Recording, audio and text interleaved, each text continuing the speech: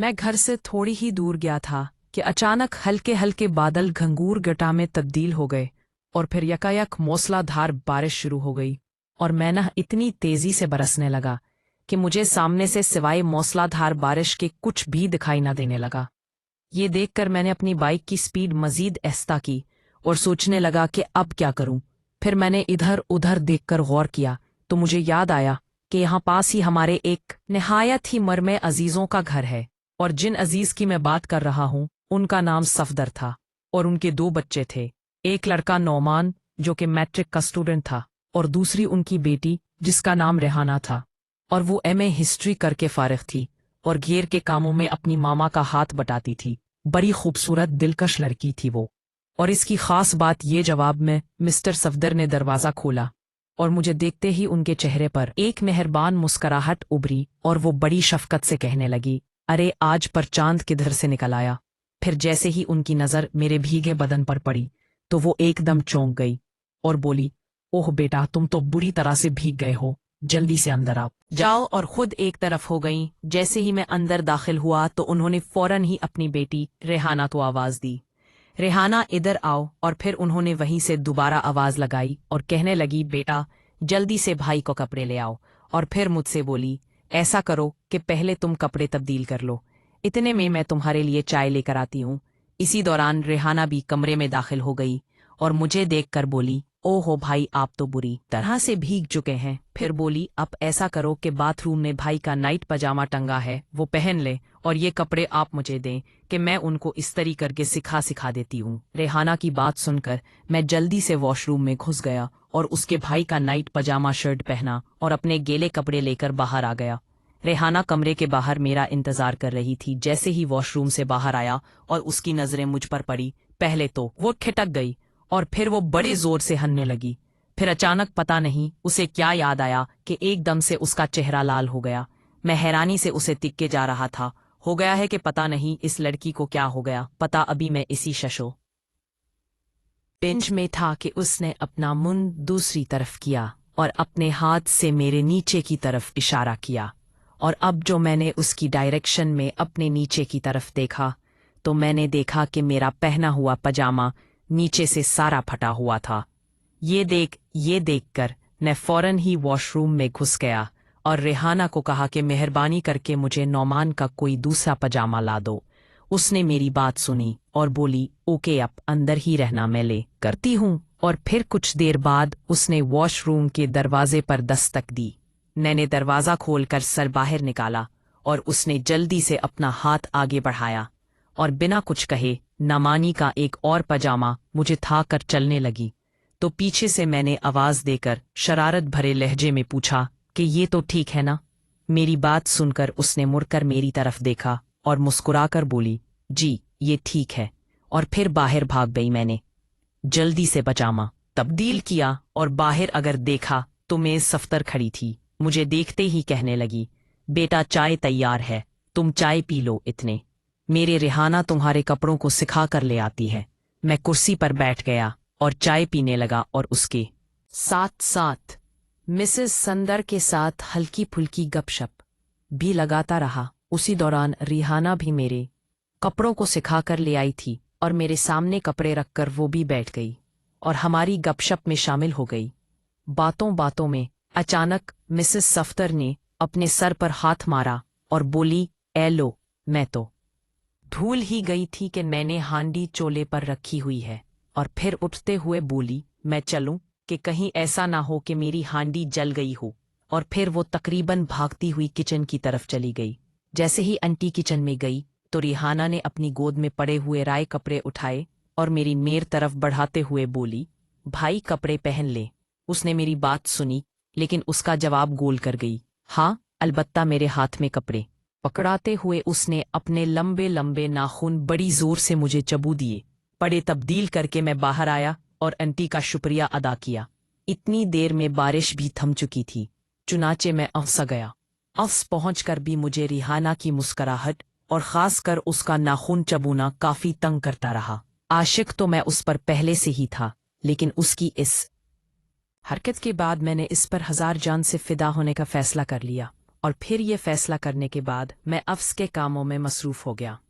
चाय के वक्फे के दौरान जब मुझे एक दोस्त को फ़ोन करने की हाजत पेश आई तो मैंने जेब में हाथ मारा तो मोबाइल काफ़ी देर ढूंढने के बाद भी जब ना मिला तो मुझे याद आया कि कहीं वो रेहाना के घर ही ना रह गया हो। ये सोच आते ही मैंने लाइन नंबर से रेहाना के घर फ़ोन किया तो इत्तेफाक से फ़ोन रेहाना ने ही उठाया और मेरे पूछने से पहले ही वो कहने लगी, जनाब आपका मोबाइल तो बहुत बचता है। फिर रिसीवर पर उसकी जलतरंग सी हंसी गूंजी और वो कहने लगी, पता नहीं किस किस को नंबर दे रखा है। सैर में हो गई और अपनी टोन तब्दील करते दे रखा है। फिर वो एकदम हुए कहने लगी, जनाब आपका मोबाइल महफूज हाथों में है, जब जी चाहें चक्कर ले जाना। इसके बात सुनकर मुझे शरारत सूझी और मैंने इससे कहा रेहाना जी मुझे मालूम है कि मेरा मोबाइल महफूज हाथों में है, लेकिन आपसे गुजारिश है कि और इतना कहकर चुप हो गया। तो मैंने रिसीवर पर उसकी आवाज़ सुनी, वो कह रही थी, जी बोलिए क्या गुजारिश करनी है।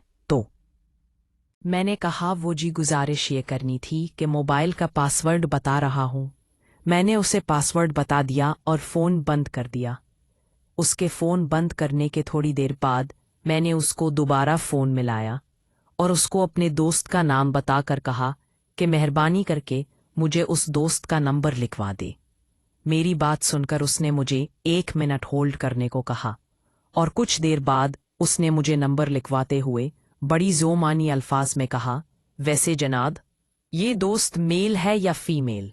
तो मैंने उससे कहा कि मुझ पर यकीन कर बे, ये नंबर मेल का ही है, क्योंकि अगर ये कमेल होती तो फीमेल होती तो मुझे उसका नंबर ज़बानी याद होता। मेरी बात सुनकर वो कहने लगी, अब की बात में दम है। और फिर उसके बाद वो मेरे साथ काफ़ी फ्रैंक हो गई और हमने आधे घंटे तक मुख्तलिफ मौज़ूआत पर काफ़ी सारी बातें की। शाम को जब मैं घर अपना मोबाइल लेने गया तो मुझे इंटी मिली। वो किसी फंक्शन में जाने की तैयारी कर रही थी और बड़ी जल्दी में लग रही थी।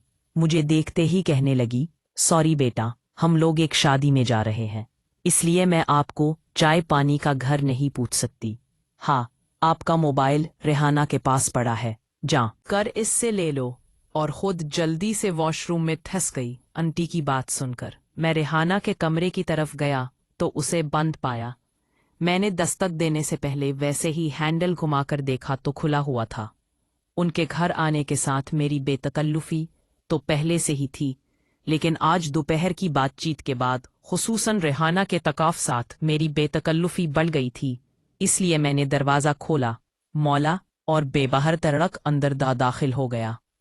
अंदर दाखिल होकर देखा तो कमरे में रेहाना मौजूद ना, लेकिन उसकी ड्रेसिंग पर मुझे अपना थी मोबाइल पड़ा नजर आ गया। चुनाचे मैं उसकी ड्रेसिंग की तरफ बढ़ा और अभी मैं वहां से अपना मोबाइल फ़ोन उठा ही रहा था कि अचानक वॉशरूम का दरवाज़ा खुला और मैंने जो दरवाजे की तरफ देखा तो रेहाना बड़ी तेज़ी के साथ वॉशरूम से बाहर निकल रही थी। उसके एक हाथ में कमीज़ जबकि दूसरे में एक मैली सी बनियान पकड़े वो तेज़ी के साथ अपनी अलमारी की तरफ बढ़ रही थी। तुम यहाँ कैसे?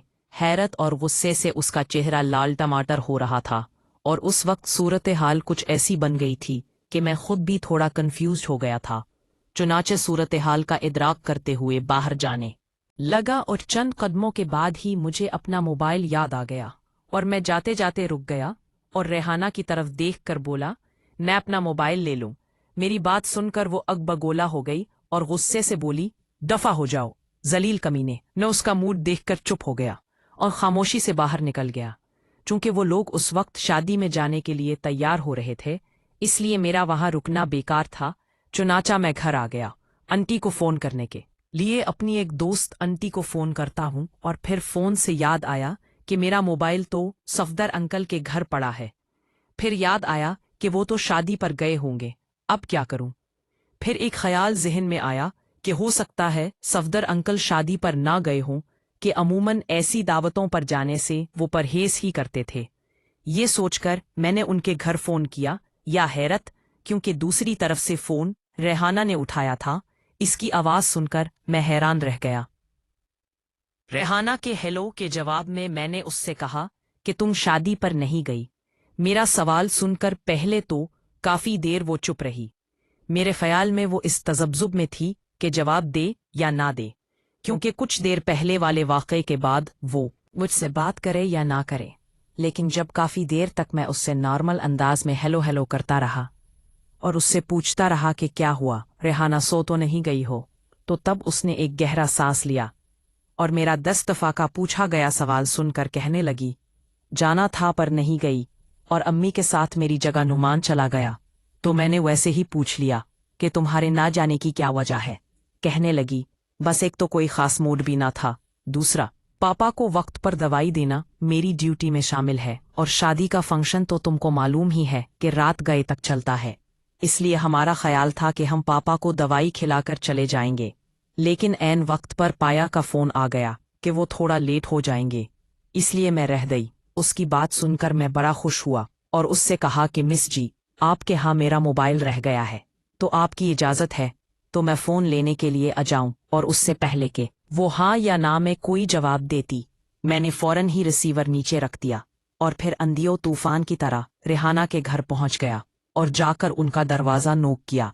मेरी नोक के जवाब में रेहाना बाहर आई तो मैंने देखा कि उसके हाथ में मेरा मोबाइल पकड़ा हुआ था। मैंने उसके हाथ से मोबाइल लिया और अंदर दाखिल हो गया। पता नहीं क्यों वो काफ़ी परेशान नजर आ रही थी। उसकी परेशानी देखकर मैंने उससे पूछे, हाँ लिया कि क्या बात है, तुम कुछ परेशान सी लग रही हो। तो वो बात को टालते हुए बोली, नहीं ऐसी कोई बात नहीं, वो बस वैसे ही, और चुप हो गई और अपने दुपट्टे का कोना जो उसके मुन्हे में था उसे बार बार मुंह से निकालती और फिर मुन्हे में डाल लेती। वाज़ेह तौर पर लग रहा था कि वो मुझसे कुछ कहना चाह रही थी पर कह नहीं पा रही थी। आखिर मैंने उससे पूछ ही लिया कि चक बताओ रेहाना, बात क्या है। तो उसने मेरी तरफ देखकर डरते डरते कहा कि वो मुआज आने वाला है। मुआज उसके मंगेतर का नाम था, और जहां तक मेरा ख्याल है रेहाना जानबूझकर शादी पर ना गई थी।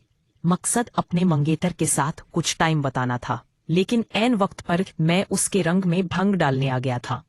हकीकत यह है कि मुआज का नाम सुनकर मेरे अरमानों पर गुर्रो पानी बढ़ गया था, और फिर मैंने बड़ी मायूसी से रेहाना की तरफ देखा और बोला, तो तुम चाहती हो कि मैं यहाँ से दफा हो जाऊं। मेरी बात सुनकर वो पहली दफा मुस्कुराई और बोली, मैंने तो दफा के अल्फाज इस्तेमाल नहीं किए, बस आपको इत्तला दी है। फिर मुस्कुराते हुए कहने लगी, मैं देख रही हूँ कि मुआज का नाम सुनकर आपके चेहरे पर 12 बज गए हैं। तो मैंने उससे कहा, नहीं ऐसी कोई बात नहीं, और बोझल कदमों से उनके घर से बाहर आ गया। अभी मैंने रेहाना की गली का मोड़ ही मुड़ा था कि सामने से मुझे मुआज अता दिखाई दिया, जिसे देख मैं खून के घूंट पीकर रह गया, और उसके साथ ही मेरी सारी होशियारी भी खत्म हो गई और मैं ठंडा ठंडा अपने घर को लौट आया। रात के 10 बजे तक मेरे मोबाइल पर घंटी भी देखा तो वो रेहाना के घर का नंबर था। मैंने फ़ोन ऑन किया और हेलो कहा तो दूसरी तरफ रेहाना थी। बड़ी खुश लग रही थी। वो काफ़ी देर तक मेरे साथ इधर उधर की बातें करती रही। फिर अचानक बातों बातों में उसने मुझसे कहा कि शाह जी, वो मैंने आपसे एक ज़रूरी हनात बात करनी थी। तो मैंने उससे कहा, हुक्म करो सरकार। मेरी बात सुनकर वो कहने लगी, बात ये करनी थी कि आप ना मामा से इस बात का हरगिज़ जिक्र ना करना कि आज मुआज हमारे घर आया था। इसी की बात सुनकर मुआज वाली में सारी बात समझ गया, लेकिन चूंकि मुआज की वजह से मेरा प्रोग्राम खराब हो गया था, इसलिए मैंने उससे थोड़ी तुर्शी से कहा कि तुम्हारी बात तो ठीक है, पर क्या तुम बता सकती हो कि मैं मुआज बात आपकी मामा से क्यों ना करूं। बात करते हुए मेरा लहजा काफी तल्ख था और मेरे लहजे की तलखी को वो समझ गई और खुश अमदाना अंदाज में बोली, डियर जनाब, आप मेरी मामा से मुआज वाली बात इसलिए नहीं करेंगे कि आप मेरे बहुत अच्छे दोस्त हैं, और दूसरी बात। फिर दफातन उसे कोई बात याद आ गई और थोड़ा मुझकते हुए बोली, वो जनाब, मैंने ना आपसे शाम वाले वाक़े की माजरत भी करनी थी। असल में मुझे कुछ समझ नहीं आया और खाह मखवा आपके साथ बदतमीजी कर बैठी। और फिर बड़े ही माजरत ख्वाहाना लहजे में कहने लगी, उम्मीद है आपने मुझे माफ़ कर दिया होगा। तो मैंने शरारत से उससे कहा, रेहाना जी, मैं समझा नहीं आप मुझसे किस बात की माजरत कर रही है। मेरी बात सुनकर वो समझ तो गई कि मैं एक्टिंग कर रहा हूँ, लेकिन बेचारी मजबूर थी कि उसे अपनी मामा से मंगेतर के मिलने की बात जो छुपानी थी, इसलिए वो थोड़ा अटक अटक कर कहने लगी, वो जब मैं वॉशरूम से बाहर आई थी। जिसकी इतनी बात सुनकर मैंने एक कहका लगाया और उससे बोला, ओ अच्छा सुन, अच्छा अब मैं समझा। फिर मैंने उससे कहा, कोई बात नहीं रेहाना जी, मेरी बात कर। पता नहीं कि वो बदमज़ा हुई कि उसे मज़ा आया, लेकिन उसने उस पर कोई तबसरा नहीं किया और मेरी बात सुनी करते हुए कहने लगी, ओके जनाब, आपसे काफ़ी गपशप हो गई है, अब मुझे इजाज़त दें। फिर कहने लगी, अच्छा तो मैं मुआज़ वाले मामले से मुतमईन रहूँ ना?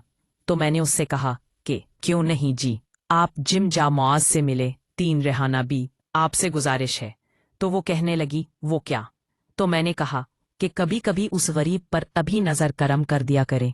मेरी बात सुनकर वो एक अदा से ही और कहने लगी, आपकी दरखास्त नोट कर ली गई है, और फ़ोन बंद कर दिया। उस वाक़े के बाद रेहाना के साथ मेरे ताल्लुकात कुछ और भी गहरे हो गए और वो अक्सर ही मुझे और मैं उसे फ़ोन करने लगे। इसके साथ साथ तकरीबन दूसरे तीसरे दिन मैं उनके घर भी जाने लगा। उनके घर में अमूमन रेहाना और उसकी अम्मी ही होती थी, जहाँ तक नौमान का ताल्लुक है। तो उस बेचारे का तो उन लोगों ने शेड्यूल ही इस कदर टाइट बनाया हुआ था कि उसे घर में रहने का टाइम बहुत कम मिलता था। वो 2 बजे स्कूल से आता था, फिर रोटी छोटी खाकर वो 2-3 घंटे आराम करता और इसके बाद ट्यूशन के लिए कभी एक और कभी दूसरे सर के घर चला जाता था, और वहां से वो रात 9 बजे ही वापस आता है। उधर मैं शाम से छुट्टी के बाद ही उनके घर जाया करता था। होते होते रेहाना के साथ साथ इसकी मामा के साथ भी मेरी अच्छी खासी दोस्ती हो गई थी, और वो दोस्ती दिन ब दिन कुछ और आगे बढ़ रही थी। रेहाना की मामा के साथ नहीं, बल्कि रेहाना के साथ उसके साथ साथ के रेहाना की मामा भी बहुत फ्रेंडली थी, लेकिन वो मुझे एक हद से आगे नहीं जाने देती भी, और न ही वो मुझे रेहाना के साथ कोई तन्हाई का मौका देती थी। लेकिन फिर भी मौका मिलने पर मैं रेहाना का हाथ पकड़ लेता था और उसे दबा भी देता था, और बस इससे आगे रेहाना की चालाक मामा ने हमें कभी मौका ही नहीं दिया था, बल्कि साये की तरह वो रेहाना के साथ रहती थी, और रेहाना अपनी मामा से बेहद है डरती थी। हालांकि वो बज़ाहिर ऐसी नज़र न उती थी, लेकिन एक बात ज़रूर है, और वो ये कि उन्होंने रेहाना को खासा खींचा हुआ था। एक दिन की बात है कि मैं ऑफिस की छुट्टी के फिर बाद सुंदर अंकल के घर गया। रेहाना की मामा यानी कि मिसेस सफदर घर में अकेली थी। पूछने पर बताया कि रेहाना अपने किसी दोस्त के घर गई है। वो बरामदे में बैठी सब्जी काट रही थी और मैं उनके पास जाकर बैठ गया। खिलाफे मामूल आज मुझे मिसेस सफदर कुछ ज्यादा ही संजीदा